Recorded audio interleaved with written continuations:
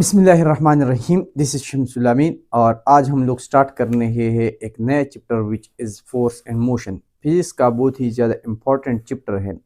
MDCAT entry test में इससे MCQs भी बहुत आते हैं और एफएससी एग्जाम्स के लिए इससे पेपर में क्वेश्चन आते हैं। यहाँ पर इसकी मशहूर ये बहुत ज़्यादा ही जो है फेमस है स्टूडेंट्स में, और रीज़न इसका जो है एक कोलिजन टॉपिक है, एक प्रोजेक्टाइल मोशन है, और स्पेशली हमारे पास स्पीड वेलोसिटी एक्सीलरेशन। बहुत ही मुश्किल चैप्टर स्टूडेंट्स को लगता है, लेकिन ये हमारे पास एमसीक्यूज का बहुत बड़ा ज़ख़ीरा है और ये बहुत ही मज़ेदार चैप्टर है। अब अगर आप इसको समझेंगे तब, अदरवाइज इट विल बी आपके लिए भी ये एक मुश्किल तस्वूर होगा। सो हम इसको आसानी के साथ डिस्कस करेंगे, मुश्किल चीज़ों को हम इजी करेंगे, एमसीक्यूज भी इसमें जो है हम काफ़ी सारे डिस्कस करेंगे। तो चलिए स्टार्ट करते हैं चैप्टर नंबर 3। चैप्टर नंबर 3 में हम लोग पहले बेसिक्स में पढ़ते हैं कि हमारे पास है मैकेनिक्स हमारे पास याद रखें कि हमारे पास ऑब्जेक्ट के दो स्टेट्स हो सकते हैं, एक रेस्ट और एक मोशन।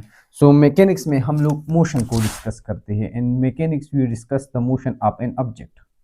अब मोशन ऑफ एन ऑब्जेक्ट को हम मैकेनिक्स में स्टडी करते हैं, और फिर मैकेनिक्स को हम लोगों ने 2 में डिवाइड किया है। एक है काइनेमेटिक, दूसरा हमारे पास है डायनामिक। काइनेमेटिक में हम लोग क्या करेंगे, हम लोग मोशन को स्टडी करेंगे but without the force or cause. हम काज को नहीं पढ़ेंगे बट हम मोशन को डिस्कस करेंगे। हम इस पर नहीं जाएंगे कि ये मोशन कर रहा है और इसके पीछे ये फोर्स है, वो फोर्स है, इस फोर्स की वजह से इस डायरेक्शन में इतना फोर्स लग रहा है। सो हम फोर्स को डिस्कस नहीं करेंगे, हम जस्ट मोशन को डिस्कस करेंगे। हम ये नहीं कहेंगे कि ऑब्जेक्ट किस वजह से इस डायरेक्शन में जा रही है, सही है, बस हम पढ़ेंगे कि बस ये जा रही है। और हम डायनामिक में क्या करेंगे, डायनामिक में हम लोग काज को भी पढ़ेंगे। जब हम डायनामिक्स पढ़ते हैं, डायनामिक मीन कि इस मोशन के पीछे राज क्या है, why it is moving with this much speed. अब यहाँ पर आप लोग देख ले, दो चीजें हमारे पास है, एक हमारे पास है एब्सोल्यूट, दूसरा हमारे पास है रिलेटिव। एब्सोल्यूट टर्म्स हम यूज करते हैं फिजिक्स में कांस्टेंट के लिए या फिक्स्ड के लिए। जब एक चीज हमारे पास फिक्स्ड होती है, कांस्टेंट होती है, उसको हम बोलते हैं एब्सोल्यूट।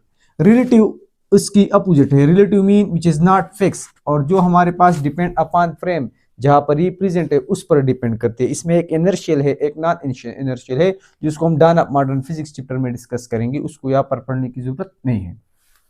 यहाँ पर आप लोगों ने बस एक पॉइंट नोट करना है कि motion, rest and direction, absolute motion, absolute rest and absolute direction, this is not possible. हमारे पास ये पॉसिबल नहीं है कि एक चीज या रेस्ट में हो या मोशन में हो या इसकी डायरेक्शन फिक्स हो। ये हमारे पास एब्सोल्यूट मतलब कांस्टेंट नहीं हो सकते, मोशन, रेस्ट और डायरेक्शन। इसको अभी आप समझेंगे कि इसका मतलब क्या है, कि व्हाई नॉट।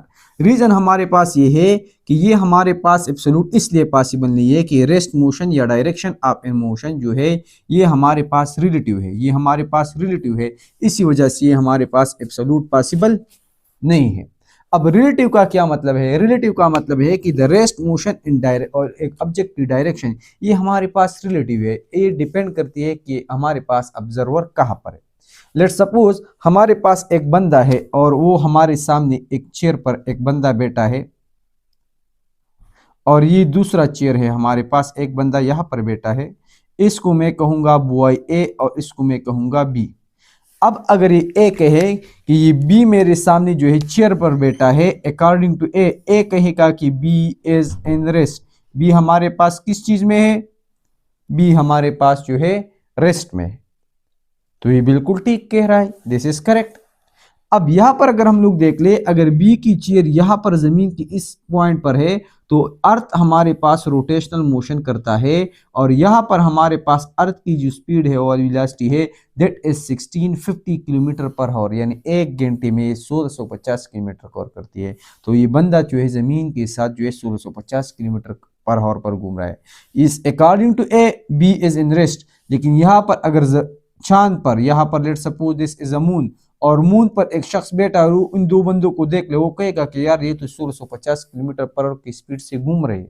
तो क्या होगा, ये भी सही है, एक बंदा जो मून पर है, ये ए भी सही है। तो इट मींस ए कह रहा है कि ये रेस्ट में है, सी कह रहा है कि ये मोशन में, तो दोनों सही है। सो ये डिपेंड करता है मोशन और रेस्ट के, ऑब्जेक्ट हमारे पास कहाँ पर है, ऑब्जर्वर हमारे पास कहाँ पर है। सो दिस इज कॉल्ड रिलेटिव। इसका एक और एग्जांपल मैं लूंगा कि लेट सपोज ये हमारे पास बस है और इस बस में हमारे पास दो बंदे सवार हैं। एक को मैं कहूँगा ए, दिस इज ए, और ये हमारे पास है बी, और ये हमारे पास है क्या, दिस इज सी। अब यहाँ पर आप लोग देख लें, जैसी बस घूम रहा है तो एक कहेगा कि बी हमारे पास सामने सीट पर बैठा है, बी कहेगा कि वो सामने इस सीट पर बैठा है। अब सी कहेगा कि बी जो है बस में चल रहा है, इसकी एक खास वेलोसिटी है। एक कह रहा है कि बी सीट पर बैठा है, रेस्ट में है। सी कहेगा कि बी हमारे पास बस में जा रहा है। According to C B is in motion and according to A B is in rest, और दोनों सही है। सो इसका मतलब है कि rest and motion are relative, this is not absolute, ये फिक्स नहीं है। दोनों बातें, एक शख्स कहेगा कि ये रेस्ट में है, दूसरा कहेगा मोशन में, दोनों सही है। So this was about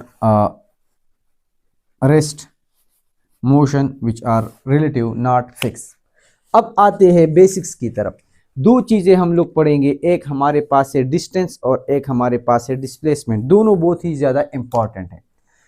अब डिस्टेंस हमारे पास क्या है, नॉर्मल जो है दिन में हम लोग कहते हैं कि ऑब्जेक्ट जो है इसने इतना डिस्टेंस कवर किया, इसका डिस्टेंस इतना है, लाहौर इस्लामाबाद का डिस्टेंस हमारे पास इतना है। तो अभी हम उसको डिस्कस करते हैं। याद रखें कि let's suppose this is apply, ये मेरे पास एक मक्की है और ये मोशन स्टार्ट कर देता है। तो सो हम पढ़ते हैं कि एक्चुअल पाथ को हम लोग डिस्टेंस बोलते हैं और शॉर्टेस्ट पाथ को हम लोग डिस्प्लेसमेंट। अब ये किस तरह है, अब लेट्स सपोज ये मक्की जो है यहाँ से मोशन स्टार्ट करके यहाँ तक आती है थ्रू एनी दिस पाथ। ये पहले लेट्स सपोज यहाँ पर आ गई, फिर यहाँ से यहाँ पर आ गई, फिर यहाँ से हमारे पास यहाँ पर आ गई, फिर यहाँ से हमारे पास यहाँ पर आ गई। अब यहाँ पर आप लोग देख ले, जब ये मोशन स्टार्ट करेगा तो जैसे आप लोग देख ले, ये ए पॉइंट से इस पॉइंट पर आ गई, फिर यहाँ पर आएगी, फिर यहाँ पर आएगी और उसके बाद यहाँ पर जो है आएगी।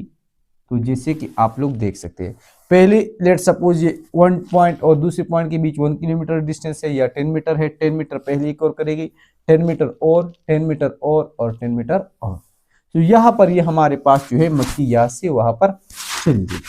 अब यहाँ पर आप लोग देख ले, जैसे ही मछली यहाँ से यहाँ पर आ गई तो इसने ये जो एक्चुअल डिस्टेंस स्कोर किया है, एक्चुअल पाथ जो हमारे पास, ये हमारे पास है एक्चुअल पाथ, और इस एक्चुअल पाथ को हम लोग क्या बोलते हैं, इस एक्चुअल पाथ को हम लोग डिस्टेंस बोलते हैं। अब इस तरह भी हो सकता है कि ये मक्की हमारे पास, मछली नहीं सारी मक्की, ये यहाँ से स्टार्ट होकर डायरेक्टली वहां पर चला जाए, जैसे कि आप लोग देख सकते हैं। तो क्या होगा, ये जो शॉर्टेस्ट पाथ अब इसने कवर की है, इस शॉर्टेस्ट पाथ को हम लोग क्या बोलते हैं, इसको हम लोग बोलेंगे डिस्प्लेसमेंट। सो अगेन, अगर ये मछली जो है इसके पास दो रास्ते हैं, ये इस रास्ते से भी जा सकती है, ये हमारे पास होगी एक्चुअल पाथ। लेकिन वो जो इमेजिनरी लाइन हम लोग ड्रा करते हैं, जो शॉर्टेस्ट पाथ हमारे पास होता है, इमेजिनरी भी हो सकती है, रियल भी हो सकती है। मक्की इस पॉइंट से वहां पर भी जा सकते हैं और हम भी ड्रा कर सकते हैं। शॉर्टेस्ट पाथ को हम लोग डिस्प्लेसमेंट बोलेंगे और एक्चुअल पाथ को हम लोग डिस्टेंस बोलते हैं। अब यहाँ पर आप लोग देख ले, चैप्टर नंबर 2 में हम स्केलर वेक्टर को डिस्कस करते हैं। तो ये जो एक्चुअल पाथ है डिस्टेंस, ये हमारे पास स्केलर होती है, और शॉर्टेस्ट पाथ जो डिस्प्लेसमेंट है, दिस इज अ वेक्टर। तो यहाँ पर हम डिस्कस करते हैं डिस्प्लेसमेंट को। डिस्प्लेसमेंट हमारे पास क्या है, ये है vector. At S denoted by, इसको हम एस से डिनोट करते हैं, स्केलर है, ये वेक्टर है। तो यहाँ पर हम लोग इसके ऊपर एरो लगाएंगे। डायमेंशन इसका एल होगा, इसका डायमेंशन भी एल होगा, बोथ है same units as well as same dimension.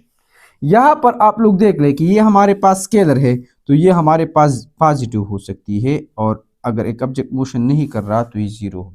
लेकिन ये हमारे पास नेगेटिव नहीं हो सकती।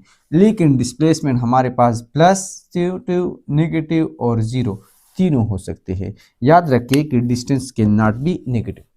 अब यूनिट्स की बात की जाए तो एसआई में दोनों का यूनिट हमारे पास मीटर है, सीजीएस में दोनों का यूनिट हमारे पास सेंटीमीटर है, एफपीएस में दोनों का यूनिट हमारे पास क्या है, फुट है। इसके अलावा और भी यूनिट्स है जिसको हम लोग बोलते हैं practical units. Practical units are those unit which we use in practical life which are not consider as SI, CGS और एफपीएस। ये किसी भी सिस्टम का हिस्सा नहीं है, लेकिन इसको हम प्रैक्टिकल लाइफ में यूज करते हैं। These are called practical units. ये हमारे पास बहुत सारे हैं, जो चंद मैंने यहाँ पर लिखे हैं। एक हमारे पास है X-ray unit. 1 X-ray unit is equal to 10⁻⁻13 metre. एक हमारे पास है आंगस्ट्रॉन। आंगस्ट्रॉन जो है हम लोग जब हम वेवलेंथ ऑफ द वेव्स को पढ़ते हैं उसमें यूज़ करते हैं, ये हमारे पास बराबर है 10⁻⁻10 मीटर। और ये हम लोग एटम्स के बीच जो डिस्टेंस होती है उसके लिए भी यूज़ करते हैं। ये हमारे पास है micron, micron is use for micrometre. और ये हम बायोलॉजी में हम यूज़ करते हैं बिटवीन के साइज ऑफ पैराक्सीसोम इज 0.5 माइक्रोन, और इस तरह यूज़ करते हैं। ये हमारे पास है फर्मी, फर्मी हम लोग यूज़ करते हैं फेमटोमीटर के लिए, फेमटोमीटर। एक हमारे पास है, ये इसको आप हटा लें, ये हमारे पास CSU है, चंद्रशेखर यूनिट, इसकी ज़रूरत नहीं है। यहाँ पर ये हमारे पास है light year, light year is the unit of distance. अगर यहाँ से लाइट स्टार्ट हो जाती है, एक साल में जितना डिस्टेंस कवर करती है इसको हम लोग बोलते हैं लाइट ईयर। ये हमारे पास है 9.4 multiply 10⁻15 minute distance cover by light in 1 year, distance cover by light in year. MCQs में आता है कि light year is the unit of dash, so light year is the unit of distance. Yard, YARD, yard is the unit of displacement and distance, जो हमारे पास 91 centimetre के बराबर है। एक हमारे पास है पारसेक, जिसको हम डिनोट करते हैं PCC, ये लाइट ईयर से भी बड़ा यूनिट है, ये हमारे पास बराबर है 3.26 लाइट ईयर। एक हमारे पास है mile, 1 mile is equal to 1.6 kilometre, एक माइल हमारे पास 1.6 किलोमीटर के बराबर है। अब यहाँ पर आप लोग देख ले, हमारे पास 3 इंपॉर्टेंट या सिंपल केसेस है जो हमारे पास, जिनसे बहुत सारे MCQs आते हैं। Case number first, when object is straight, case number 2, when object is moving zigzag path, irregular path, case 3, close cyclic और साइक्लिक और सर्कुलर पाथ। एक ऑब्जेक्ट जब मोशन करता है तो इसके हमारे पास मेन 3 जो है मोशंस पॉसिबल है। एक हमारे पास है स्ट्रेट मोशन, जैसे कि प्लाई मूव कर रही है। दूसरा हमारे पास है जिगजैग, जब ऑब्जेक्ट जिगजैग मोशन करता है। तीन हमारे पास है साइक्लिक पाथ, जहाँ से प्लाई स्टार्ट होगी वहां पर दोबारा आ जाए, इसको हम लोग बोलते हैं साइक्लिक पाथ। सो ये तीनों हमारे पास, जैसे कि आप लोग देख सकते हैं, ये हमारे पास है straight, zigzag and cyclic path. अब एक एक को डिस्कस करते हैं। अब यहाँ पर आ जाए ऑब्जेक्ट मूव, जैसे कि ये मक्की यहाँ से स्टार्ट होकर यहाँ पर आ जाए इनटू स्ट्रेट पाथ, तो यहाँ पर आप लोग देख लें कि this is moving in a straight path, straight path में जो है मूव कर रही है। तो इस केस में क्या होगा, जितना ये डिस्टेंस कवर करता है उतना हमारे पास इसने डिस्प्लेसमेंट कवर किया होगा। MCQs में आएगा under which case distance is equal to displacement, so straight path. यहाँ पर अगर हम लोग रेशियो निकालेंगे, so distance by displacement is equal to, दोनों सेम होंगे, कैंसिल हो जाएंगे, हमारे पास 1 आएगा। अगर एक ऑब्जेक्ट ये मक्की यहाँ से स्टार्ट होकर यहाँ पर आ जाए, फिर यहाँ से हमारे पास यहाँ पर आ जाए, फिर हमारे पास यहाँ पर आ जाए, सही है, तो क्या होगा। अब यहाँ पर आप लोग देख ले कि ये जो मक्की है हमारे पास, let's move it from here to there, या चलो इस तरह करते हैं कि इसको बिल्कुल इस बोर्ड से ही बाहर निकाल देते हैं। दिस इज ये हमारे पास एक मक्की है और ये यहाँ से यहाँ पर आ जाती है। तो जैसे कि आप लोग जो है इसको देख सकते हैं, this is moving in a zigzag path, यहाँ से वहां पर चली गई। अब इस केस में यहाँ पर हमारे पास ये डिस्प्लेसमेंट है, डिस्प्लेसमेंट लेट सपोज 10 मीटर है, तो ये एक्चुअल पाथ जो इसने कवर किया वो हमारे पास 20 मीटर था। तो इस केस में जब जिगजैग पाथ होगा इर्रेगुलर, तो हमारे पास डिस्टेंस हमेशा डिस्प्लेसमेंट से ग्रेटर होगा। जब हम रेशियो निकालेंगे डिस्टेंस डिवाइड बाय डिस्प्लेसमेंट, जब ऊपर वैल्यू 20 होगी नीचे 10 होगी, तो हमारे पास 2 आएगा। याद रखिए कि ये हमेशा 1 से ग्रेटर आएगा। जब डिनोमिनेटर बड़ा होता है डिनोमिनेटर से, तो वैल्यू हमारे पास greater than 1। So distance is always greater than displacement. In case of zigzag path ratio 1 होगी, 1 से ग्रेटर। अगर हम लोग इसको उल्टा करेंगे, डिस्प्लेसमेंट बाय डिस्टेंस निकालेंगे, तो डिस्प्लेसमेंट कम होती है, जब यहाँ पर नंबर कम होगा नीचे बड़ा होगा, तो हमारे पास 0.5 आएगा, आंसर हमारे पास लेस देन 1 आएगा। So the ratio of distance to displacement per zigzag path is greater than 1 and the ratio of displacement to distance is less than 1. पर क्लोज पाथ, जब ऑब्जेक्ट यहाँ से स्टार्ट होकर लेट सपोज ये मक्की यहाँ पर आ जाए, फिर यहाँ पर आ जाए, फिर यहाँ पर इस पाथ में, let suppose make it crystal clear. अब यहाँ पर आप लोग देख ले कि ऑब्जेक्ट क्या करता है। ये जो फ्लाई है हमारे पास, लेट सपोज ये पहले इस पॉइंट पर आता है, फिर इस पॉइंट पर, फिर इस पॉइंट पर, और आखिर में हमारे पास दोबारा हमारे पास क्या होता है, अपनी ही पोजीशन पर दोबारा आती है, जैसे कि आप लोग अब इसको देखेंगे। ये आप लोग देख लें कि the fly is moving in A close path, पहले ए से बी पर चली गई और फिर एक कॉर्नर से दूसरे कॉर्नर पर और फाइनली हमारे पास अपनी ही पोजीशन पर दोबारा आ गई। इसको हम कहेंगे कि this is moving in A close path. यहाँ से इसने स्टार्ट किया और यहाँ पर दोबारा आ गया, इसको हम बोलेंगे क्या? इसको हम बोलेंगे कि इसने साइक्लिक पाथ कवर की है।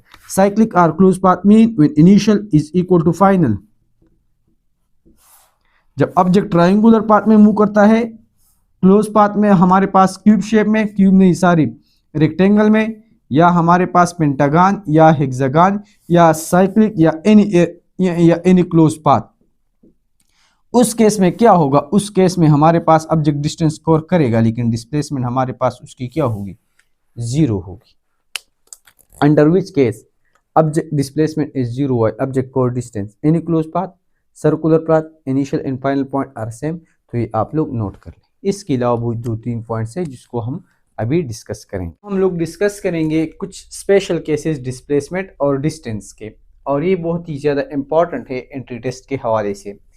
अब क्वेश्चन कुछ इस तरीके से आ सकता है कि an object move 10 metre towards north, 10 metre towards east, find the displacement. आप लोग डिस्प्लेसमेंट जो है फाइंड कर ले।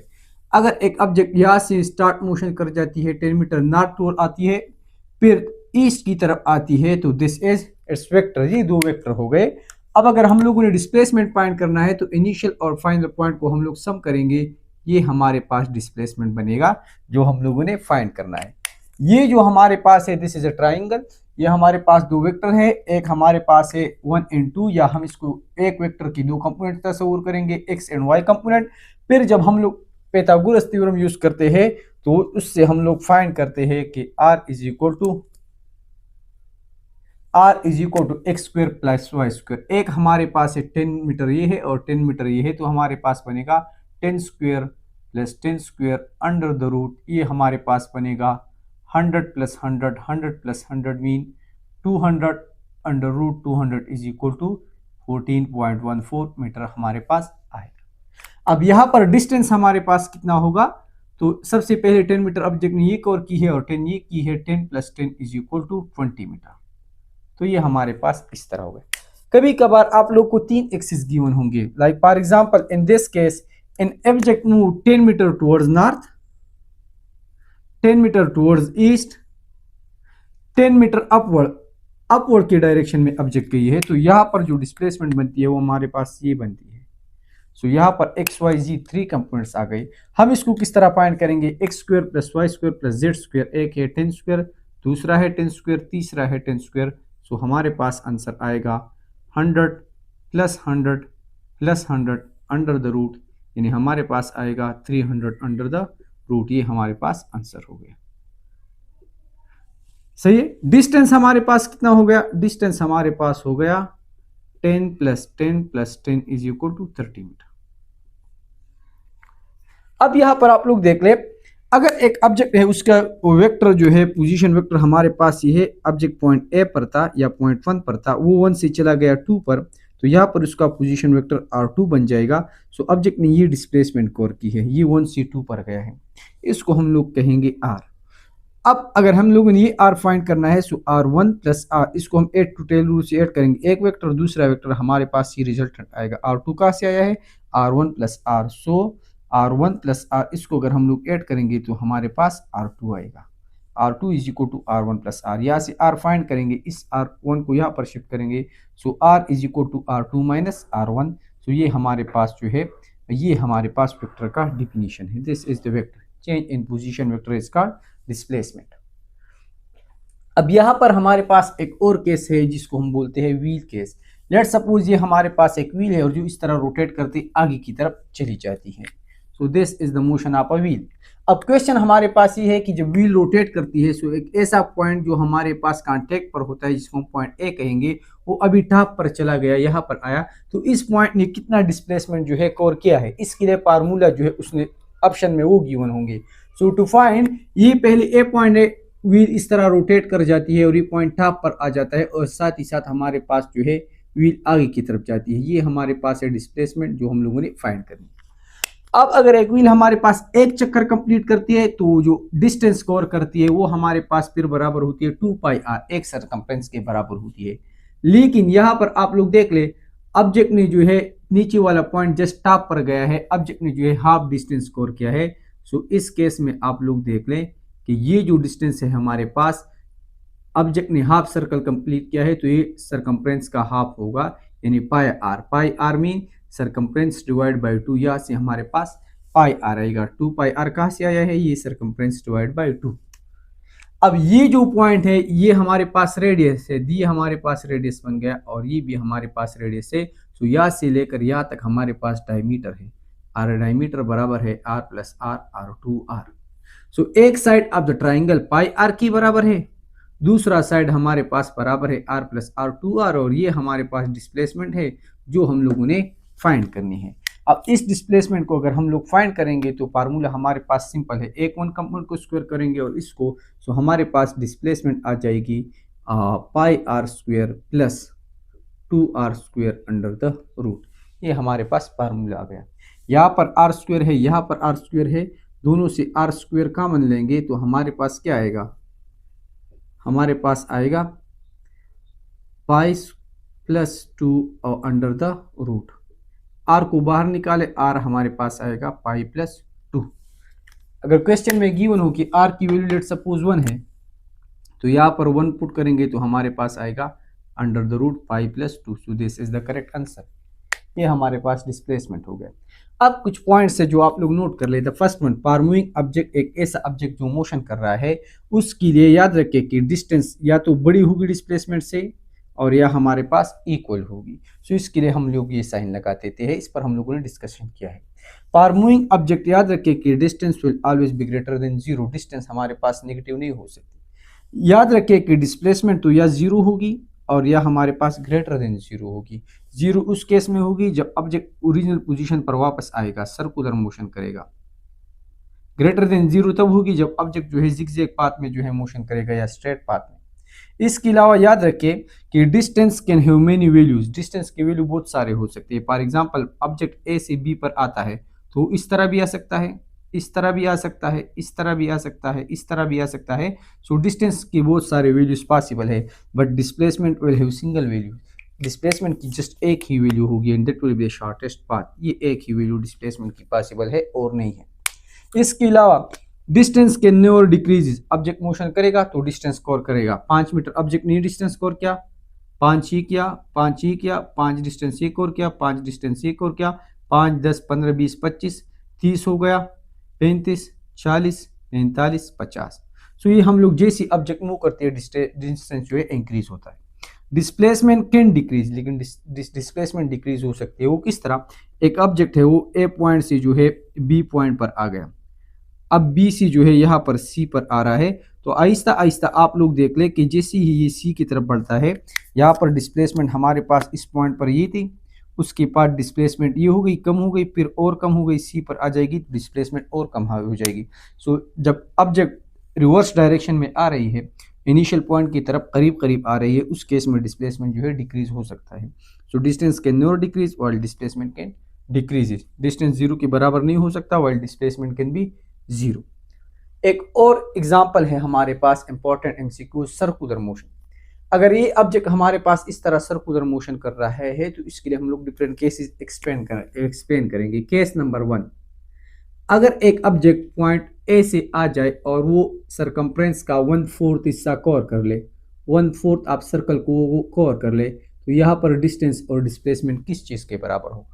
तो डिस्टेंस आप लोग देख ले, एक सर्कल में हमारे पास एक सरकमफ्रेंस होती है 2πr, तो इसको हम 4 से डिवाइड करेंगे। ऑब्जेक्ट ए से बी पर आया है तो 1 2 3 4, इसने सरकमफ्रेंस का 1/4 हिस्सा कवर किया है। सरकमफ्रेंस मीन 2πr, सो इससे हमारे पास 2 2 4 πr/2 हमारे पास आ जाएगी। ये हमारे पास डिस्प्लेसमेंट हो गई, सॉरी दिस इज डिस्टेंस, ये हमारे पास डिस्टेंस हो गई। अब डिस्प्लेसमेंट को आप लोग देख ले, दिस इज डिस्प्लेसमेंट, ये हमारे पास शॉर्ट पाथ है। अगर हम लोग रेडियस को यहाँ पर लिख ले, ये हमारे पास r है, ये भी r है, और ये हमारे पास क्या है, दिस इज डिस्प्लेसमेंट। ये हमारे पास क्या हो गई, डिस्प्लेसमेंट हो गई। सही है, दिस इज, ये हमारे पास है डिस्प्लेसमेंट। अब डिस्प्लेसमेंट यहाँ पर हाइपोटेन्यूज के बराबर है, तो डिस्प्लेसमेंट हमारे पास हाइपोटेन्यूज को फाइंड करेंगे पाइथागोरस थ्योरम से, base square plus perpendicular square under the root r square plus r square under the root, it means 2r square under the root 2 को अलग लिख ले, अंडर द रूट 2r या r under the root 2, दोनों बातें हमारे पास क्या है, सेम है। सही है, ये हमारे पास हो गया ये। अब यहां पर आप लोग देख ले, अगर ऑब्जेक्ट जो है आप लोगों को कहे ए सी जो है हाफ सर्कल कवर कर ले और पॉइंट पी पर आ जाए पर half circle point number second, जैसी ऑब्जेक्ट हाफ सर्कल को कवर करेगा, याद रखें कि ये हमारे पास ऑब्जेक्ट ने डिस्टेंस कवर की है और ये जो डिस्टेंस इसने कवर की है ये हमारे पास सरकमफ्रेंस का हाफ है, ये पूरा एक सरकमफ्रेंस है और ये ऊपर हिस्सा इसका क्या हो गया, हाफ। सरकमफ्रेंस हम फाइंड करते हैं 2 पाई आर से, इसको 2 से डिवाइड करेंगे तो हमारे पास पाई आर आएगा। अगर रेडियस 1 मीटर हो तो जस्ट हमारे पास पाई आएगा। यहाँ पर डिस्प्लेसमेंट को आप लोग देख ले, डिस्प्लेसमेंट किस चीज के बराबर है, ये हमारे पास एक आर ये हो गई, एक ये हो गई, r plus r is equal to 2r, ये हमारे पास डिस्प्लेसमेंट हो गई। अगर आप लोगों को कहे कि ऑब्जेक्ट जो है सर्कुलर मोशन में मोशन करता है इस केस में, तो आप लोग यहाँ से डिस्टेंस बाय डिस्प्लेसमेंट रेशियो भी फाइंड कर सकते हैं। Distance by displacement mean pi r divide by 2r, so हमारे पास पाई बाई 2 आ जाएगा। आप लोग एमसीक्यूज में ये भी आप लोगों से पूछ सकते हैं, distance by displacement, so pi r divide by 2r is equal to pi by 2। अगर डिस्प्लेसमेंट बाय डिस्टेंस पूछे तो डिस्प्लेसमेंट बाय डिस्टेंस हमारे पास इसका उल्टा होगा, वो 2 बाई पाई होगा। ऊपर की केस में यहाँ पर भी हमारे पास डिस्टेंस और डिस्प्लेसमेंट का पूछ सकते हैं। ये हम लोगों ने डिस्टेंस फाइंड किया है, ये है डिस्प्लेसमेंट, सो यहाँ पर इसको देख लेते हैं, distance divide by displacement is equal to pi r divide by 2 divide by pi under the root 2। यहाँ पर डिवीजन में 1 है, अकॉर्डिंग टू मैथ्स रूल इसको हम इस तरह भी लिख सकते हैं, पाई अंडर द रूट 2। तो ये हमारे पास आंसर आ गया।